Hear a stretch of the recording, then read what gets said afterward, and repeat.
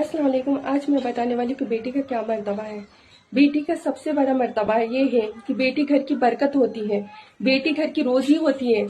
आप कभी भी बेटी को देख के घबराओ मत, हाँ मेरी शादी, उनकी शादी कैसे होगी, कैसे जाएगी, कैसे पैसे आएंगे, कैसे क्या होगी, तो सब अल्लाह का देन है। अगर बेटी होती है तो उस वक्त सबसे ज्यादा अल्लाह ही खुश होते हैं, यानी कि बेटी पे रहमत बरसती है। तो बेटी को देख के कभी घबराओ मत, बेटी जन्नत की जरिया है। अगर आप बेटी को अच्छा मानोगे तो आप बेशक, अगर आप पालोगे पोसोगे, उसकी अच्छी ताकीद दोगे, अच्छा उसको तालीम दोगे, तो इंशाल्लाह आप जन्नत में जाओगे।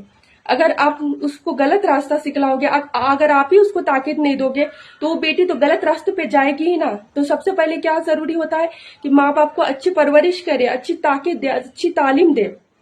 तो वो बेटी होती है जो कि माँ बाप का सर ऊंचा करती है। और जो बेटी को, जो जिसके माँ बाप को तालीम ही नहीं हो, नॉलेज ही नहीं हो, मतलब वो खुद ही नहीं पढ़े हो, वो खुद ही अपनी बेटी को कुछ नहीं सिखाए, तो वो माँ बाप की बेटी यानी कि भाग जाती है, गलत रास्ते पे चली जाती है, गलत गुमराही पे चली जाती है। तो इंसान को सबसे पहले बेटी को तालीम देना जरूरी होता है। यानी तालीम क्या होता है? सबसे पहले तालीम ये होता है कि दीन इस्लामी तालीम, यानी कि अपने मजहब का जितना भी तालीम होता है वो देना जरूरी है। तो आप जन्नत में दाखिल होंगे, तो उसके माँ बाप को जन्नत का ताज पहनाया जाएगा।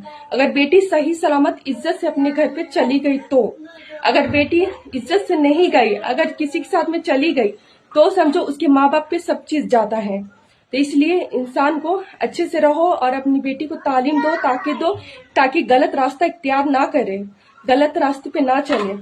बेशक खुदा बड़े हैं और वही सबको रोजी रोटी देने वाले हैं। तो इसलिए बेटी को सोचो मत, बेटी से घबराओ मत, और बेटी के साथ अच्छा बर्ताव करो, और खुदा आपको दौलत से नवाजेंगे और इज्जत से भी।